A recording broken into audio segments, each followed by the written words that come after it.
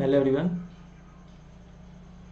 welcome back on my YouTube channel AJ Physics।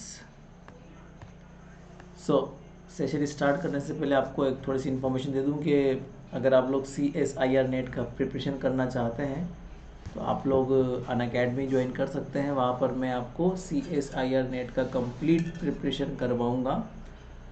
अभी नए नए बैचेज स्टार्ट हो रहे हैं, एक्चुअली वो क्रैश कोर्स स्टार्ट हो रहा है। अभी नेट का एग्ज़ाम आने वाला है, इसलिए हम लोग क्या है क्रैश कोर्स निकाल रहे हैं। आपके MSc के एग्ज़ाम भी होने वाले हैं, तो MSc का एग्ज़ाम होते ही आप लोग क्रैश कोर्स ज्वाइन कर सकते हो। तो 2 मंथ में कंप्लीट सिलेबस हम लोग करवा देंगे। तो ये क्रैश कोर्स रहेगा आपके लिए। तो ये सभी स्ट्रीम में है, chemical science, physical science, general aptitude, like this. तो ये आप ज्वाइन कर सकते हो सीधा, ठीक है। इन कोर्सेज़ को आप सीधा ही एनरोल हो सकते हो। और डिस्काउंट के लिए जो है आप मुझसे कांटेक्ट कर लेना 9928989140। तो ये मेरे कॉन्टैक्ट नंबर हैं। इन नंबर्स पर आप कांटेक्ट करके डिस्काउंट की बातें कर सकते हो, मैं आपको डिस्काउंट दिलवा दूंगा, ठीक है।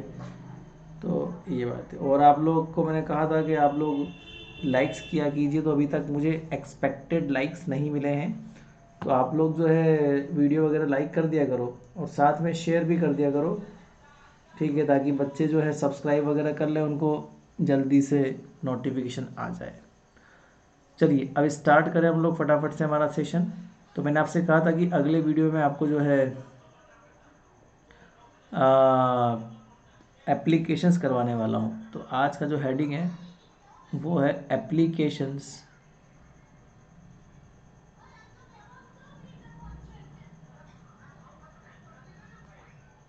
Of partial wave analysis method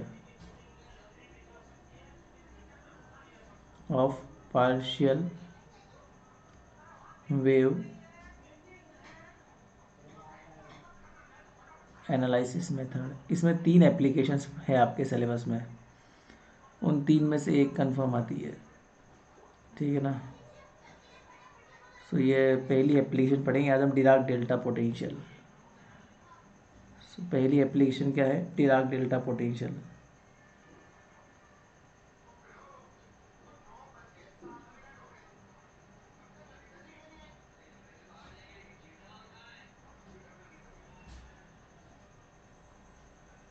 Dirac delta potential, this is the first application,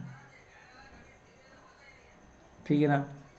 इसको सोल्व करते हैं हम लोग पार्शियल वेव से। पार्शियल वेव एनालिसिस से आपको स्कैटरिंग का स्टडी करना है ना।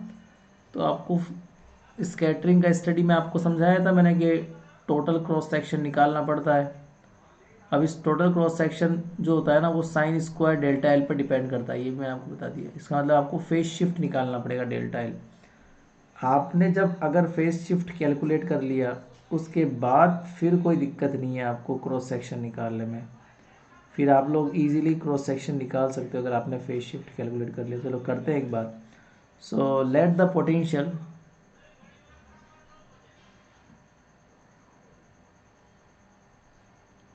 let the potential is in the form of Dirac delta,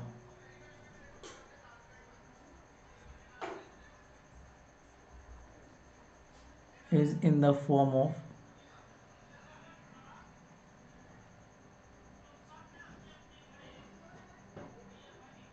Dirac delta. मान लो डिराक डेल्टा की फॉर्म में पोटेंशियल। डिराक डेल्टा फंक्शन जानते हो ना आप क्या होता है। डिराक डेल्टा फंक्शन ऐसा होता है कि ये ना किसी पर्टिकुलर पॉइंट पर तो इनफाइनाइट होता है और बाकी हर पॉइंट पर जीरो होता है। मतलब एक पर्टिकुलर पॉइंट ऐसा होता है जब वो काम करता है, और ये नियरेस्ट पॉइंट्स कहलाते हैं, जो रेंज है डिराक डेल्टा की। This is the range of Dirac delta potential. Range का मतलब ये होता है कि मान लो किसी पर्टिकुलर पॉइंट, और उस पॉइंट को हम लोग ए बोल देते हैं,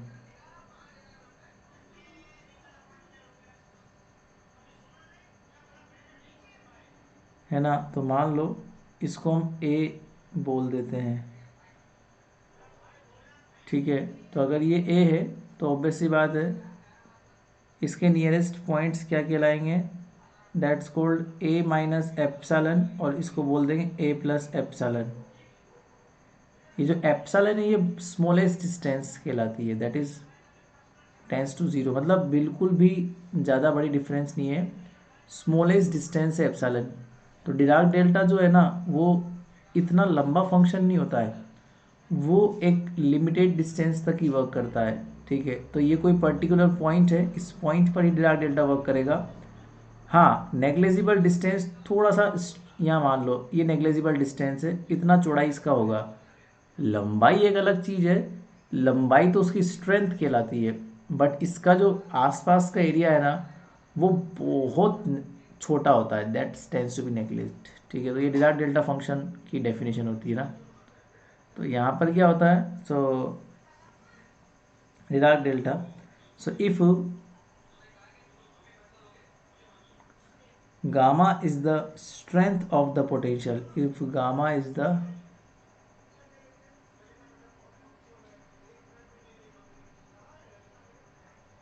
strength of the potential, मान लो गामा उसकी स्ट्रेंथ है, स्ट्रेंथ का मतलब ये होता है उसकी ऊंचाई, तो gamma is the strength of the potential, then the potential is in the form, then the potential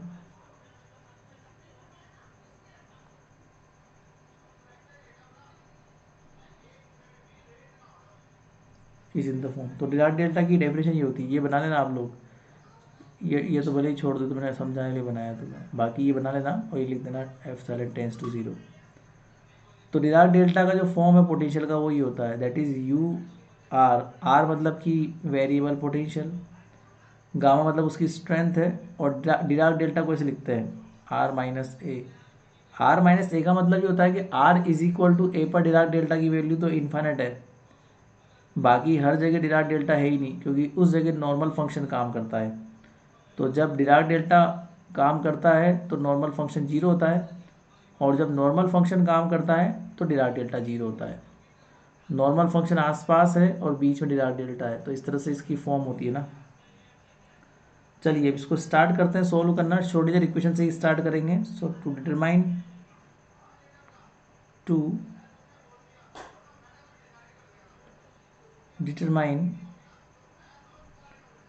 total scattering cross section, total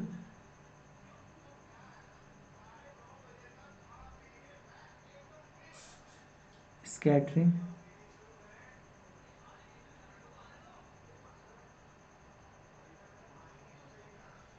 cross section by this potential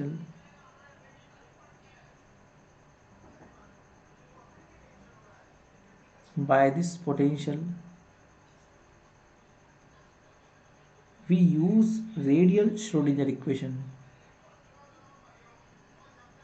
we use radial Schrödinger equation. क्या होती है ये radial Schrödinger equation, तो ये होती है del two u r, u r potential है, और रेडियल का मतलब ये होता है कि आर के रेस्पेक्ट में, plus k square minus L होता है एंगुलर मोमेंटम। तो स्फेरिकल सिस्टम में श्रोडिंजर इक्वेशन इस तरह से काम करती है, minus two reduced mass mu, you मतलब पोटेंशियल, कैपिटल यू तो पोटेंशियल है, स्मॉल यू आर जो है वो रेडियल वेव फंक्शन है।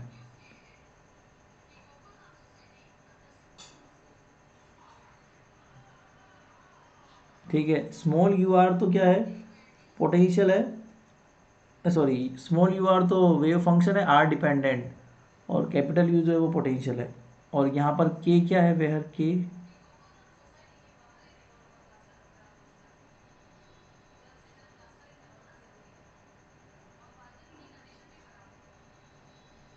To mu E upon h square.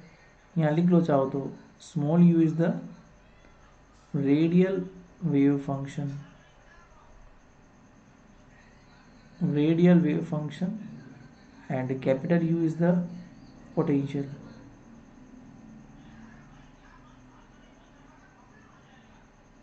ठीक है.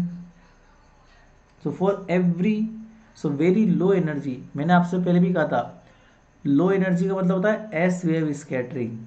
यहाँ आप चाहो तो लिख लो लो एनर्जी का मतलब सबसे कम एनर्जी की स्कैटरिंग, और सबसे कम एनर्जी का मतलब ये हुआ कि एस वेव स्कैटरिंग. और एस के लिए एंगुलर मोमेंटम 0 होता है, पी के लिए 1 होता है, डी के लिए 2 होता है, एस पी डी एफ उसके लिए एल वाला 1 2 3 होता है. सो हम लोग ये लिख सकते हैं कि हाँ for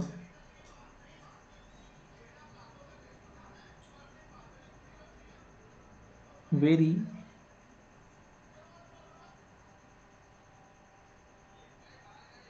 low energy scattering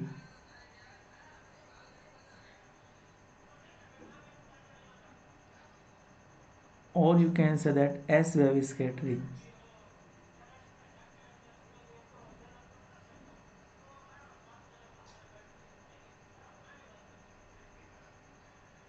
S wave scattering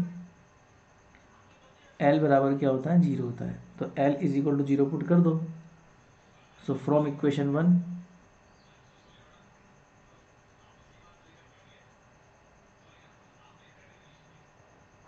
from equation 1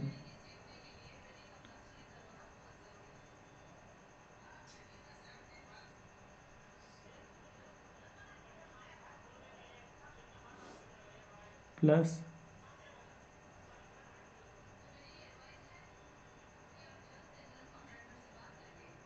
2 mu u upon H cut square that is u r. ये तुम्हारे पास एक इक्वेशन बन गई, इक्वेशन नंबर 2. अब इसको सोल्व करना तुम्हें आना चाहिए, मतलब ये नॉर्मल सॉल्यूशन है. अब अगर मैं इसको रीजन में एक्सटेंड करूँ, मान लो r greater than equal to r less than equal to, मतलब किसी पर्टिकुलर रीजन में अगर मैं बात करूँ for r less than 0, for r less than a. आप यहाँ पे देखो आर लेस देन ए का मतलब ये है कि मान लो आपकी वेव यहाँ से आ रही है, बनाना मत, बस समझने के लिए, समझने के लिए समझ लेना कि आपकी वेव यहाँ से आ रही है. इसे बोलते हैं वो रेडियस जो ए से छोटी है. तो ये डिस्टेंस क्या है, आर लेस देन ए है, मतलब इस रीजन में आपकी वेव इंसिडेंट हो रही है. और इस रीजन में अगर मैं पोटेंशियल की बात करूं तो वो 0 है. तो आर लेस देन ए इस रीजन की मैं बात कर रहा हूं अभी फ़िलहाल के लिए, और इस रीजन में डिराक डेल्टा पोटेंशियल जो है वो 0 है, जैसा कि ऊपर मेंशन है. तो आर लेस देन ए के रीजन में डिराक डेल्टा पोटेंशियल जो है ना वो हो जाएगा 0. तो इस स्थिति में क्या हो जाएगा, del two u r upon del r square plus k square u r is equal to 0. ऐसा इक्वेशन शायद आप लोगों ने कभी जिंदगी में देखा होगा. Particle in a 1D box, एक विमीय बॉक्स में कण की गति में आता है ऐसा समीकरण. और ये वैसे भी एक सेकंड ऑर्डर डिफरेंशियल इक्वेशन है, तो इसका जनरल सॉल्यूशन तुम्हें पता होना चाहिए. ये पार्टिकल इन 1D बॉक्स में भी आता है क्वांटम में बीएससी के अंदर, और नॉर्मली इसको तुम लोग मैथमेटिक्स में भी सॉल्व करते हो. द्वितीय कोटि की अवकल समीकरण, सेकंड ऑर्डर डिफरेंशियल इक्वेशन. तो एक्सपोनेंशियल आयोटा के एक समथिंग कुछ फॉर्म में बनता है, ऐसा ऐसा ही तो बनता है. तुम लोग सोल्व करते हो ना इसको, तो कैसे करते हो, अगर ये सेकंड तो सी एफ पी आई निकालते हो ना, तो A1 एक्सपोनेंशियल आयोटा के एक्स, फिर आप निकालते हो A2, फिर आयोटा माइनस के एक्स, फिर इसको लिखते हो कोस के एक्स प्लस आयोटा साइन के एक्स, फिर इसको लिखते हो कोस के एक्स माइनस आयोटा साइन के एक्स, फिर ऐड करते हैं तो कोस का एक अलग फैक्टर होता है, साइन का एक अलग फैक्टर, ये सब बातें होती है. तो आप तो सीधा इसका सॉल्यूशन याद रखें. तो this is a second order, this is a second order differential equation and its general solution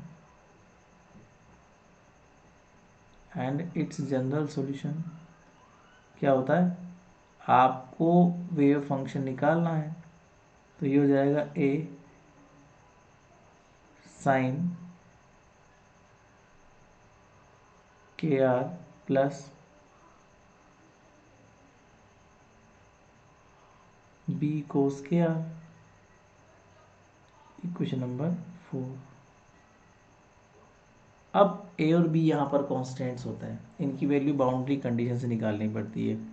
तो बाउंड्री कंडीशन ये बोलती है, so at r is equal to 0, पहली बाउंड्री पर, बाउंड्रीज पर वेव फंक्शन 0 होता है, ये बाउंड्री कंडीशन होती है, तो इनको याद रखना पड़ेगा आपको। तो बाउंड्री कंडीशन क्या है, बाउंड्रीज पर वेव फंक्शन 0 होता है, wave function should be neglected at the boundaries. तो जब r बराबर 0 पुट कर दूंगा तो आपका वेव फंक्शन 0 हो जाएगा। तो a साइन 0 प्लस b कोस 0, तो a साइन 0 तो 0 होता है, b कोस 0 की वैल्यू 1 होती है। तो यहाँ से इजीली हम लोग बोल सकते हैं कि b बराबर 0 आपको इजीली दिख रहा है, ठीक है ना। अब इस b का वैल्यू आप ऊपर पुट कर दो, इसको इक्वेशन नंबर 5 नाम दे दो। So putting the value of b from 5 to 4, तो जैसे आप 5 से वैल्यू में 5 का वैल्यू 4 में रखेंगे तो कितना हो जाएगा, a साइन के आर। तो ये पहला सॉल्यूशन निकल गया। ये कब निकला, जब आप लोगों ने सोल्व किया है इस चीज़ को r लेस देन a के लिए। तो ये पहला स्टेप कंप्लीट हुआ इक्वेशन नंबर 6 के साथ। अब दूसरा स्टेप ये है कि r ग्रेटर देन a के लिए आपको सोल्व करना है। अब एक बात बताओ, r लेस देन a और r ग्रेटर देन a में ज़्यादा कोई डिफरेंस तो है नहीं। So for r greater than a, difference इसलिए नहीं है क्योंकि r लेस देन a में भी पोटेंशियल 0 था, r ग्रेटर देन a में भी पोटेंशियल 0 है। पोटेंशियल केवल कहाँ है, r is equal to a पर, मतलब बीच वाली लाइन में, उसके अलावा कहीं भी नहीं है पोटेंशियल। इसका मतलब दोनों के सॉल्यूशन सेम आएंगे, दोनों के, केवल एक डिफरेंस आएगा। डिफरेंस ये आएगा, वो मैं ऊपर दिखाता हूँ। एक्चुअली में जब आप r लेस देन a के रीजन में हो ना, तो यहाँ पर तो आपकी वेव इंसिडेंट वेव है, तो बेचारी जैसी आ रही है वैसी ठीक है। बट जब r ग्रेटर देन a के रीजन में आप आ गए तो उसके फेज में चेंज आ जाएगा बेटा, क्योंकि पोटेंशियल मिल गया बीच में। पोटेंशियल मिलते ही स्कैटरिंग होगी, स्कैटरिंग होते ही फेज शिफ्ट आएगा, तो कहीं ना कहीं वो वेव आपकी फेज शिफ्ट देगी, क्योंकि अब वो इंसिडेंट वेव नहीं है, अब वो ट्रांसमिटेड वेव है, वो बाहर निकल चुकी है पोटेंशियल से r greater than a region में। That's called the transmitted wave. और इस ट्रांसमिटेड वेव में कहीं ना कहीं फेज शिफ्ट आएगा, जिसकी वैल्यू ही आपको निकालनी है। आपने अगर फेज शिफ्ट कैलकुलेट कर लिया, इसका मतलब पार्शियल वेव आपको स्कैटरिंग एम्पलीट्यूड कैलकुलेट करके दे देगा। That's why I am calculating the phase shift delta L through out the potential. तो अब मेरा काम क्या है, आगे बढ़ते हैं। तो दोनों यही सेम सॉल्यूशन काम करेगा, r ग्रेटर देन a में सेम एज इट इज काम, यही सेम सॉल्यूशन काम करेगा। बस ये है कि इसमें यहाँ पे एक लाइन लिखना पड़ेगा, but wave has phase shift, but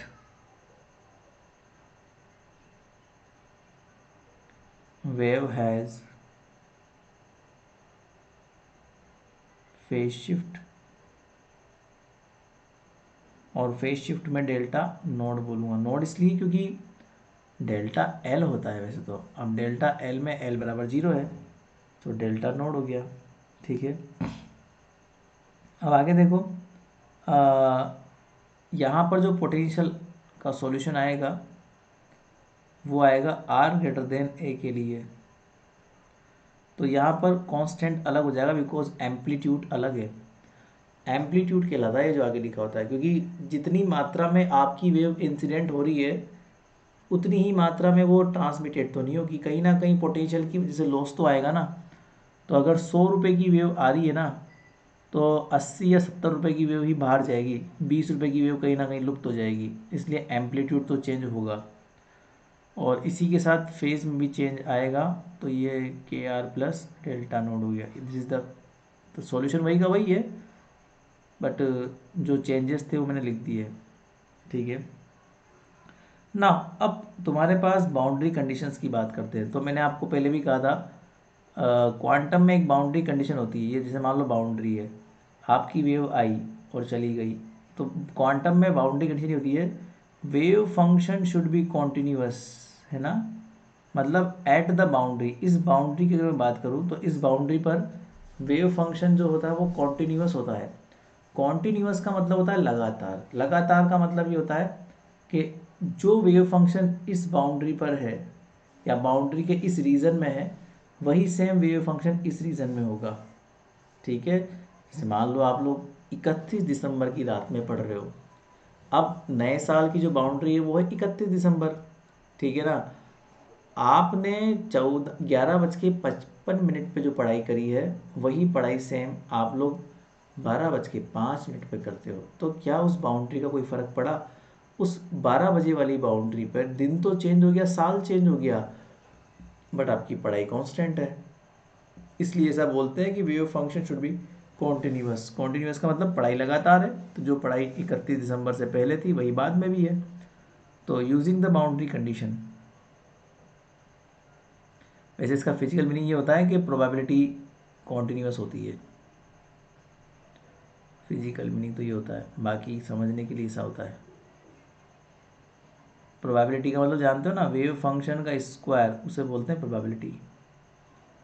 तो using the boundary condition wave function should be मतलब इक्वल होता है वेव फंक्शन। तो इसका मतलब ये हुआ कि एट द बाउंड्री, बाउंड्री क्या है आपके पास में,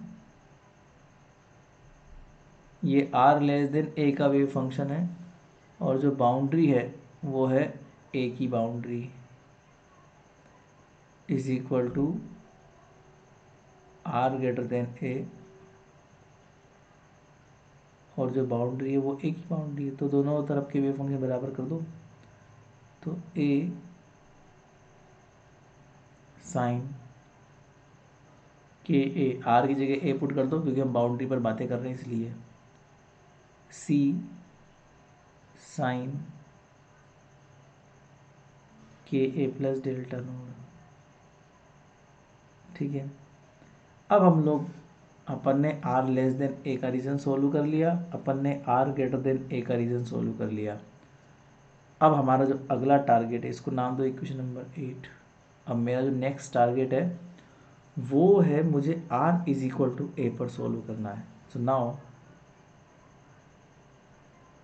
for r is equal to a, तो यहाँ पर क्या हो जाएगा, जो आपका पोटेंशियल है, तो जो आपका पोटेंशियल है वो है गामा डिराक डेल्टा पोटेंशियल। चलो अब ये पुट कर देते हैं, आ जाओ। तो यहाँ पर now from equation two, from two मतलब वही श्रोडिंगर इक्वेशन जहाँ पर हमने एल बराबर 0 पुट किया हुआ है ना। So del two u r upon del r square plus k square minus 2 mu gamma, ये गामा ये पोटेंशियल लिखा है मैंने यहाँ पे, this is the potential and this is the wave function u r. अब आपको इसमें सॉल्व करने के लिए यू आर को इंटीग्रेट करना पड़ेगा। कहाँ से कहाँ तक, यहाँ से लेके आपका डिराक डेल्टा शुरू हुआ और यहाँ तक ख़त्म हुआ, तो यहाँ से लेके यहाँ तक इंटीग्रेट कर दो। So integrating it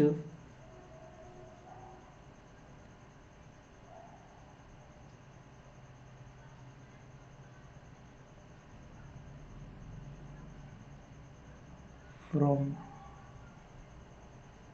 a minus epsilon to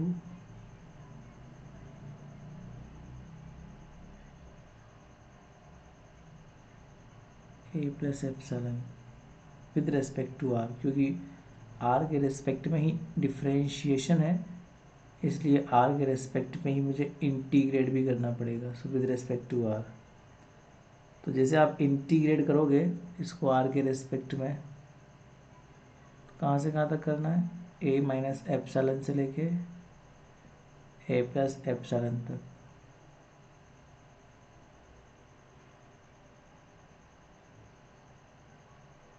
ये लो कर दिया इंटीग्रेट, यहाँ भी कर दो।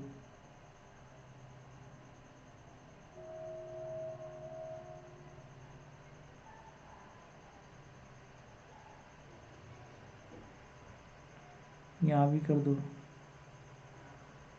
देखो 2 म्यू गामा तो वैसे भी कांस्टेंट, तो बाहर आ जाएगा वो तो।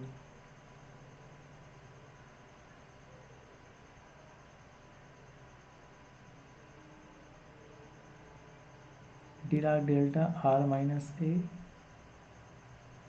D r and u r, ठीक है। Okay, so now using the shifting property. Shifting property जानते हो आप लोग?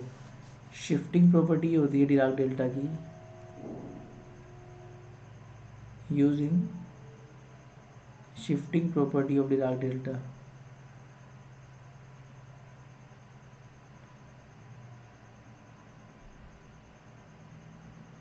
Shifting property of Dirac delta. Now आपको पता नहीं होगा शायद शिफ्टिंग प्रॉपर्टी क्या होती है। शिफ्टिंग प्रॉपर्टी ये होती है कि डिराक, यहाँ पर कोई फंक्शन लिखा हुआ है और यहाँ पर डिराक डेल्टा लिखा हुआ है एक्स माइनस ए, और ये जो ए पॉइंट है वो इस लिमिट में लाई कर रहा है जिस लिमिट में इंटीग्रेशन है, तो इसको हम सीधा ही एफ ए लिख देते हैं। अब यहाँ पे आर माइनस ए है, ये यू आर है फंक्शन, तो हम इसको पूरे इंटीग्रेशन को क्या लिख देंगे। और देखो ये जो ए पॉइंट है वो इस लिमिट में लाई भी कर रहा है ए माइनस एप्सिलॉन से ए प्लस एप्सिलॉन में। तो मैं क्या कर सकता हूँ, मैं सीधा ही ये जो आपका इंटीग्रेशन है, कौन सा integration, A minus epsilon a plus epsilon Dirac delta and the function, और ये डी आर, इसको सीधा यू ए लिख सकते हैं हम लोग एट द पॉइंट सीधा। और ये 2 बार अवकलन है तो इसको एक बार समाकलन करने पर एक बार अवकलन रह जाएगा, तो ये रहेगा delta u r upon delta r a minus epsilon a plus epsilon, limit लगा दो, प्लस ये तो सिंपल सा है क्यू यू आर, और ये यू आर को बाहर ले लो। देखो यू आर मैंने इंटीग्रेट इसलिए नहीं किया, उसका एक रीज़न है, केवल डी आर को इंटीग्रेट किया है मैंने, आर के डी आर को इंटीग्रेट करूँगा तो आर रह जाएगा और लिमिट लग जाएगी यहाँ पे a minus epsilon to a plus epsilon. U r को मैंने इसलिए नहीं किया देखो, क्योंकि ये slowly varying footing wave function है, that is called slowly varying, तो इसको हम बहुत कांस्टेंट सा मान सकते हैं। अगर कोई इंसान बहुत धीरे धीरे काम कर रहा है, ढीला है, तो वो स्लोली वेरिंग है, तो वो ज़िंदगी में तो कांस्टेंट ही है ना, तो इसलिए उसको एज अ कांस्टेंट मान लेंगे। सो 2 म्यू नॉट, और यहाँ पर तो यू ए है ही सही, बराबर 0। अब आप लोग बाउंड ये जो लिमिट्स हैं पुट कर दो, that is upper limit put कर दो। So del u r upon del r, upper limit minus lower limit,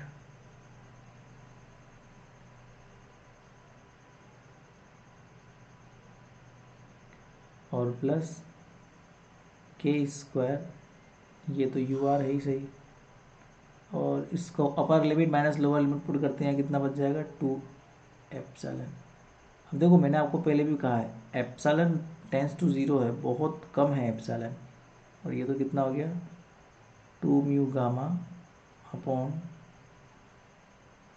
H का डी स्क्वायर यू है बराबर 0। मैंने आपसे पहले ही कहा है कि एप्सिलॉन जो है वो बहुत स्मॉल है, तो हम इसको क्या है नेग्लिजिबल मान सकते हैं।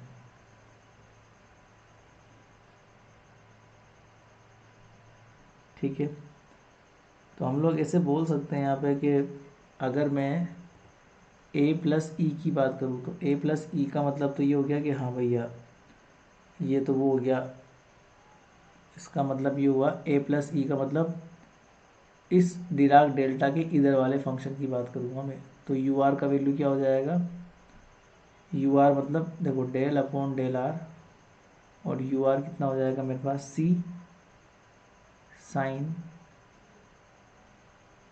के आर प्लस डेल्टा नोड, ये वाला फंक्शन काम करेगा। और यहाँ पर आप लोग ए प्लस ई की जगह लगभग लगभग ए लिख सकते हो। मैंने ए प्लस ई की जगह ए क्यों लिखा, क्योंकि ई जो है वो नेग्लिजिबल है, तो ए प्लस ई अप्रोक्सीमेटली ए लिख सकते हैं, क्योंकि जो ई है वो बहुत कम है, बहुत कम, इसलिए मैंने ए लिख दिया। और यू आर की वैल्यू मैंने ये क्यों लिखी, क्योंकि ये ए प्लस ई वाला फंक्शन है जो कि राइट हैंड साइड वाला फंक्शन है, minus del upon del r. अब लेफ्ट हैंड साइड वाला फंक्शन लिख दो यहाँ पे जो था, that is a sine k r, that is the incident wave function, क्योंकि वो ए माइनस ई वाला है और वही ई की वैल्यू नेग्लिजिबल है, तो यहाँ भी तुम इसको ए लिख सकते हो। प्लस और दूसरी बात ये है कि ये तो कोई फ़ायदे का नहीं है, तो जीरो है, क्योंकि ये ई टेंस टू जीरो है ना। तो यहाँ केवल कितना बच गया, minus two mu gamma upon H का टी स्क्वायर। अब ये जो यू ए है, इस यू ए के अंदर भी हम लोग क्या लिखेंगे, ये वाला फंक्शन है यू ए, तो ये वाला फंक्शन बेटा इंसिडेंट वेव को तो क्रॉस कर ही गया। ये इंसिडेंट वेव जब यहाँ आएगी तो ये पोटेंशियल से इंटरेक्ट तो कर चुकी है जब आप x r is equal to a पर आओगे। तो जब ये पोटेंशियल से इंटरेक्ट कर चुकी है तो यहाँ पर ये आ जाएगा सी sign k are plus delta node. मैंने ये इसलिए लिखा, वो भी कहाँ पर, एक्स बराबर सॉरी आर बराबर ए पर। तो ये वाला यूज़ क्यों किया मैंने ए साइन के आर यूज़ क्यों नहीं किया, क्योंकि ए साइन के आर वो वेव फंक्शन है जिसमें फेज शिफ्ट नहीं हुई। फेज शिफ्ट क्यों नहीं हुई, क्योंकि वो पोटेंशियल से इंटरेक्ट नहीं किया। But r is equal to a point पर आपका वेव पोटेंशियल से इंटरेक्ट कर चुका है, इसीलिए मैंने फेज शिफ्ट वाला फॉर्म लिया है यूज़ में, अदरवाइज मैं नहीं लेता। इधर वाले को सॉल्व कर लो, हो जाएगा काम तुम्हारा। तो पहले आर के रेस्पेक्ट में इसको डिफ्रेंशिएट करना पड़ेगा, तो आर का जो मल्टीपल है के वो आगे आ जाएगा, एंड सी लिख ही दिया मैंने, कोई बात नहीं। तो साइन का कितना होता है, कोस होता है ना, तो ये कोस के आर प्लस डेल्टा नोट, वो भी आपको फिर आर की जगह ए पुट करना पड़ेगा, बिकॉज ये सब चीज़ ए पर हो रही है ना, दिस इज द ए। फिर यहाँ माइनस लिख दो, ये हो जाएगा ए के, साइन को हम लोग लिख सकते हैं cos k a, minus two mu gamma upon H का स्क्वायर सी, और यही साइन का जो है कोस, नहीं डिफ्रेंशिएट तो करना नहीं ना, सॉरी यहाँ तो नॉर्मल फंक्शन है, डिफ्रेंशिएट नहीं करना, तो ये हो जाएगा साइन के ए प्लस डेल्टा नोट बराबर ज़ीरो। अब एक काम करो, इसको इधर ले लो और साइन का डिवाइड कर दो, तो ये हो जाएगा सी के कोस के plus delta node minus two mu gamma upon H का स्क्वायर के सी साइन के प्लस डेल्टा नोड। तो फेज शिफ्ट वाली टर्म एक तरफ ले लो और विदाउट फेज शिफ्ट वाली एक तरफ ले लो, तो के ए कोस के ए, इसको नंबर 12 दो। अब अगर मैं नंबर 12 इक्वेशन को ऊपर वाली इक्वेशन डिवाइड करूँ, ऊपर कौन सी इक्वेशन है, ऊपर है तुम्हारे पास ये रही इक्वेशन नंबर 8। तो इक्वेशन नंबर 8 को अगर मैं 12 से डिवाइड कर दूँ, भी 12/8 कर दूँ, इसको 9 दो, बीच में कोई इक्वेशन दी तुमने, तो अगर मैं 9 को डिवाइड कर दूँ 8 से, तो क्या हो जाएगा, ऊपर क्या लिखा हुआ है, अच्छा 12 में लिखा हुआ है सी के कोस के प्लस डेल्टा नोड, इसके अपोन में क्या आ जाएगा, जो 8 में लिखा हुआ है, क्या लिखा हुआ है ये, ए साइन के ए, या फिर सॉरी ये वाला पार्ट करेंगे ना, तो सी साइन के प्लस डेल्टा नोड, तो ये वाला पार्ट करो तो सी साइन के प्लस डेल्टा नोड। सिमिलरली यहाँ पर क्या बचेगा, minus 2 mu gamma upon H का डिस्क, ये गामा है, एच का स्क्वायर के सी साइन के प्लस डेल्टा नोड अपॉन यहाँ भी सी साइन के प्लस डेल्टा नोड, और यहाँ पर क्या हो जाएगा ए के कोस के अपॉन ए कोस के, ये सब कट गया, कोस के से कोस के, इससे ये कट गया, अच्छा कोस कहाँ से आएगा, साइन आना चाहिए ना यहाँ, तो साइन आएगा ना, कटेगा नहीं है, तो ये हो जाएगा ए साइन के, तो ए से ए कट गया, यहाँ सी से सी कट गया, तो यहाँ कितना बचेगा, के कोट के प्लस डेल्टा है, तो ये कितना बच गया हमारे पास, के coat k plus delta node minus 2 mu gamma upon H का स्क्वायर के, ये तो कट गया पूरा, बराबर के कोट के ए। अब सिंपली एक फॉर्मूला और लगा सकते हो आप लोग, एक के एक्स्ट्रा बच गया अपने पास, है ना, तो ये अगर एक के को हम लोग हटा दें, चलो कोई दिक्कत नहीं, बात देंगे इसको, तो इस के का डिवाइड कर दो आप हर जगह, और कोट का फॉर्मूला लगा दो, so cot A plus B बराबर क्या होता है, cot A cot B minus 1 upon cot A plus cot B, ये फॉर्मूला अप्लाई कर दो और के का डिवाइड कर दो, so cot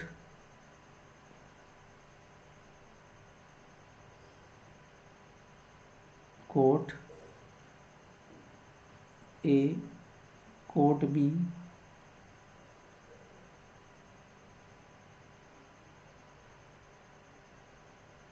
cot A cot B minus 1 upon cot A plus cot B, cot A plus cot B. अब मैंने डिवाइड किया है के का, तो 2 म्यू गामा, ये वाला के एक्स्ट्रा कहाँ से आया अपने पास,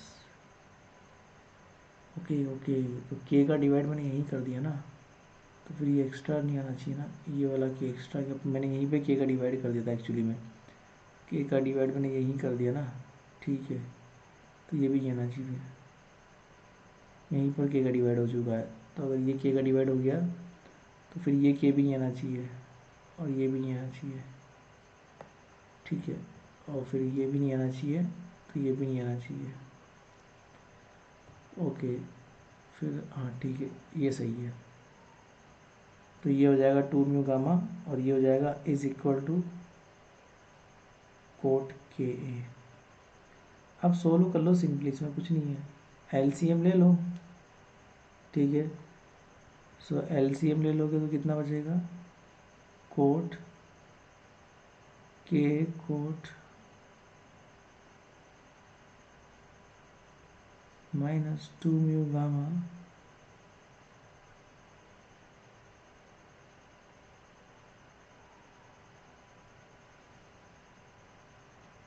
कोट के प्लस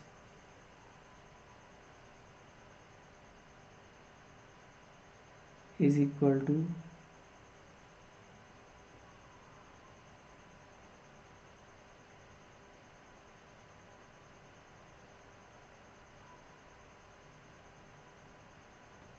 ठीक है, तो ये स्टेप कट गया आपका। अब जो स्टेप बचा वो लिख लो, दैट इज इसको हम इधर ले लेंगे तो माइनस में हो जाएगा ये। सो ये माइनस 1 प्लस कोट स्क्वायर के ए ये बचा is equal to 2 mu gamma upon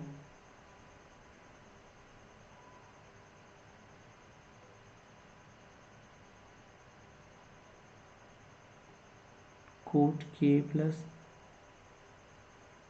coat delta naught. ठीक है, तो 1 प्लस कोट स्क्वायर होता है cosec square, so minus cosec square के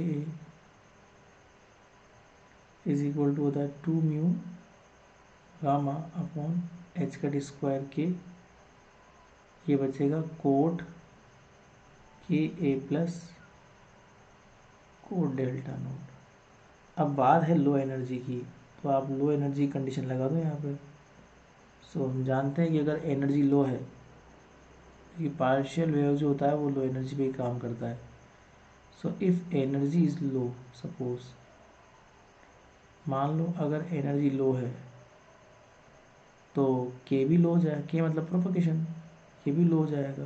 क्यों? क्योंकि ई बराबर क्या होता है H cut square K square upon 2 है, तो अगर ई लो है तो के भी लो हो जाएगा, अगर के लो हो गया तो के ए जो है वो भी लो हो जाएगा। लो मतलब बहुत कम, तो ये टेंस टू जीरो मान लेते हैं इसको। तो अगर टेंस टू जीरो है तो कोसेक स्क्वायर के ए अप्रोक्सीमेटली बराबर क्या होता है 1 अपॉन साइन स्क्वायर के, और साइन थीटा अप्रोक्सीमेटली थीटा होता है अगर थीटा छोटा है तो इसको हम ऐसे मान सकते हैं। सिमिलरली कोट के जो होता है वो हो जाएगा कोस के अपॉन साइन के। कोस के का वैल्यू 1 और साइन के का वैल्यू के, क्योंकि कोस थीटा अप्रोक्सीमेटली 1 होता है और साइन थीटा अप्रोक्सीमेटली थीटा होता है लो थीटा के ऊपर। अब ये सारी चीज़ें आप ऊपर पुट कर दो जो भी आपने निकाला है। तो जैसे मान लो ऊपर माइनस कोसेक स्क्वायर के, तो माइनस 1 अपॉन के स्क्वायर ए square 2 mu gamma upon H cut square K, और कोट लिखा हुआ है तो कोट मतलब 1 अपॉन कोई हो गया, हाँ डेल्टा को कुछ मत छेड़ो, उसकी तो वैल्यू निकालनी है ना, तो उसको तो मत छेड़ो। अब इसको सोल्व कर लो। सोल्व कैसे करोगे? सोल्व करने के लिए सिंपली 1 अपॉन के स्क्वायर ए स्क्वायर, इसको इधर ले लो तो minus 2 mu gamma upon H cut square के डॉट 1 अपॉन के बराबर cot delta naught 2 mu gamma upon H cut square के। अब यहाँ से कोट को अकेला कर लो तो कोट अकेला हो जाएगा, तो कोट डेल्टा नोट बराबर कितना हो जाएगा -1 अपॉन के स्क्वायर ए square minus 2 mu gamma upon H cut square के डॉट 1 अपॉन के, इसके डिवाइड में क्या चला जाएगा 2 mu gamma upon H cut square के। अब ऊपर जो न्यूमरेटर है ना वहाँ से माइनस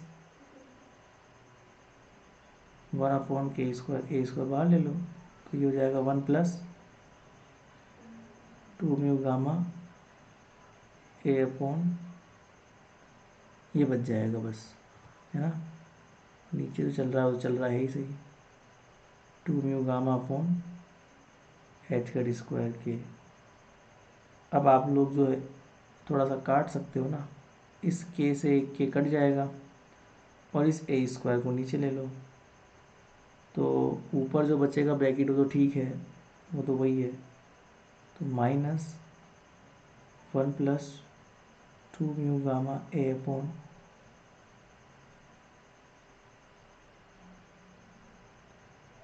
एंड ये हो जाएगा 2 म्यू गामा अपॉन एच का स्क्वायर और ये हो जाएगा के ए स्क्वायर।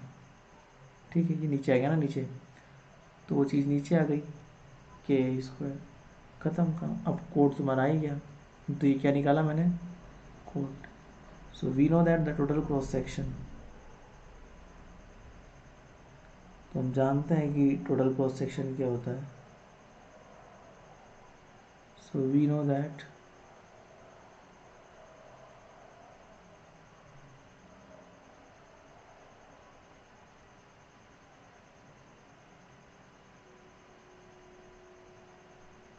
सिग्मा टी बराबर 4 पाई अपॉन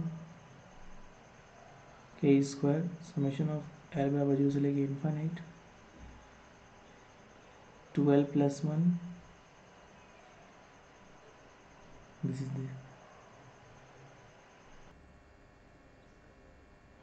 तो देखिए सी है सिग्मा टी बराबर 4 पाई अपॉन के स्क्वायर समेशन ऑफ समथिंग। हमने ऊपर जो निकाला है ना डेल्टा एल, वो एल बराबर 0 पर है, मतलब लो एनर्जी स्कैटरिंग के लिए। तो यहाँ भी लो एनर्जी स्कैटरिंग लिख लो, फॉर लो एनर्जी स्कैटरिंग या for the low energy l is equal to क्या हो जाएगा, 0। अब अगर आप एल बराबर 0 पुट कर देंगे तो सिग्मा टी बराबर क्या हो जाएगा, 4 पाई अपॉन के स्क्वायर। अब यहाँ पे एल का वैल्यू तो फिक्स हो ही गया, तो समेशन आएगा नहीं, यहाँ पे 0 पुट कर ही दो, तो कितना हो जाएगा, ये केवल बचेगा साइन स्क्वायर डेल्टा 0। ऊपर कोट की फॉर्म में, नीचे साइन की फॉर्म में, तो हम इसको भी कोट की फॉर्म में कन्वर्ट कर लेते हैं। तुम्हें ट्रिग्नोमेट्रिक के फॉर्मूले तो आते ही होंगे। साइन बराबर होता है 1 अपॉन कोसेक स्क्वायर, साइन बराबर क्या होता है, 1 अपॉन कोसेक स्क्वायर होता है ना, तो 1 upon cosec square delta L. Cosec बराबर 1 प्लस कोट होता है, तो ये हो जाएगा 4 पाई अपॉन के स्क्वायर, ये हो जाएगा 1 upon 1 plus cot square delta naught. अब आप लोग ऊपर से कोट की वैल्यू पुट कर दो, ऊपर आप देख लो माइनस में है कोट की वैल्यू, पर कोई बात नहीं, स्क्वायर में अगर आप नीचे रखोगे तो प्लस में हो जाएगी। सो 4 पाई अपॉन के square 1 upon 1 plus cot square करना एक बार, तो कोट स्क्वायर करोगे तो कितना हो जाएगा, 1 प्लस 2 म्यू गामा ए अपॉन एच का square whole square upon 2 mu gamma upon H का स्क्वायर का whole square K square A4। अब इसको तुम एलसीएम ले लो, थोड़ा सोल्व करना पड़ेगा तुम्हें, तो एलसीएम लोगे तो वो चीज़ ऊपर पहुंच जाएगी। सो 4 पाई अपॉन एलसीएम ले लोगे इस नीचे वाली क्वांटिटी को, तो ऊपर पहुंच जाएगी, that is 2 mu gamma upon H का स्क्वायर का whole square K square A4। ये चीज़ ऊपर पहुंच जाएगी, 1 अपॉन में ना, अपॉन नीचे एलसीएम लिया आपने, तो एलसीएम लेते नीचे क्या बच गया, 2 म्यू गामा अपॉन एच का स्क्वायर का होल स्क्वायर, ये तो आपने एलसीएम लिया, प्लस अब यहाँ पर ये था ही सही जो चल ही रहा है, 1 प्लस 2 म्यू गामा ए अपॉन एच का स्क्वायर का होल स्क्वायर। ठीक है, अब जो कुछ कट रहा है उसको काट देंगे। जैसे मान लो यहाँ पर के स्क्वायर है, तो यहाँ से के स्क्वायर कट ही रहा है, और हम जानते हैं कि लो एनर्जी स्कैटरिंग है, तो एनर्जी बहुत छोटी है, टेंस टू 0, तो के भी क्या हो जाएगा, टेंस टू 0। तो जो के स्क्वायर है it comes like K square upon A square tends to be 0 for low energy, so you can simply ignore this term. So ये 0 हो जाएगा। तो हमारे पास अब बचा कितना, सिग्मा टी बराबर फाइनली 4 पाई। अब यहाँ देखना क्या बच रहा है, ये 4 पाई, यहाँ पर ए की पावर 4 है, यहाँ पर क्या लिखा हुआ है, ए की पावर 4। तो अगर मैं ए की पावर 4 से स्क्वायर बाहर निकाल लेता हूँ तो अंदर एक पावर स्क्वायर बच जाएगी, तो यहाँ कितना बचेगा, 2 म्यू गामा ए की पावर 2, और यहाँ पर एच का स्क्वायर भी तो है, तो इस पूरे की पावर 2 लग जाएगी। ठीक है, और नीचे जो बच रहा है ये टर्म नेगलेक्ट करने के बाद कितना बच रहा है, नीचे वाली टर्म कितनी बच रही है आफ्टर नेगलेक्टिंग, तो 1+2 mu gamma A upon H cut square to the power ये। तो ये फाइनल रिजल्ट है टोटल स्कैटरिंग क्रॉस सेक्शन का in the Dirac delta function. अब इसमें थोड़ा सा एक और करेक्शन अगर मैं करना चाहूँ तो कर सकता हूँ। सो hence for low energy scattering, hence for low energy scattering, hence for low energy scattering total cross section,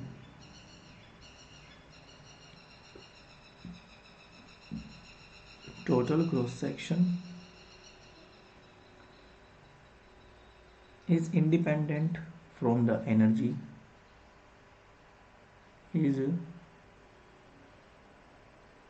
independent from the energy of, देख लो एनर्जी कहीं नहीं आ रहा, ठीक है ना।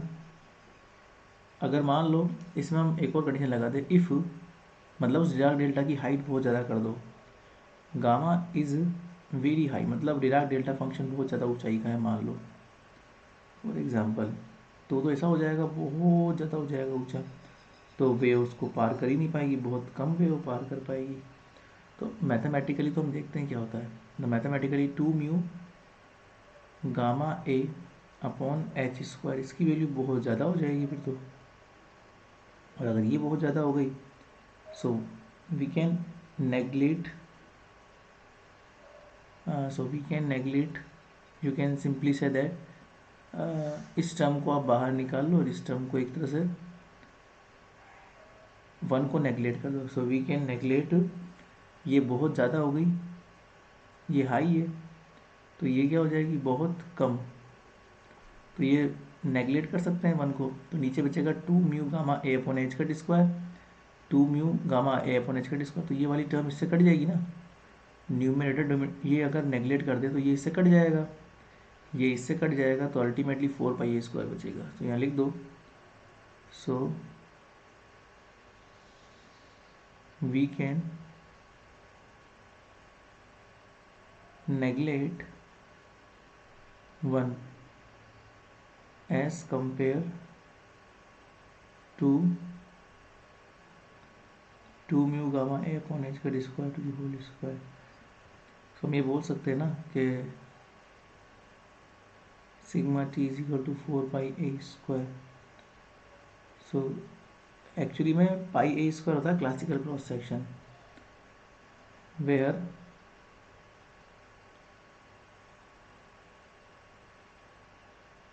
पाई ए स्क्वायर सिंपली कॉल्ड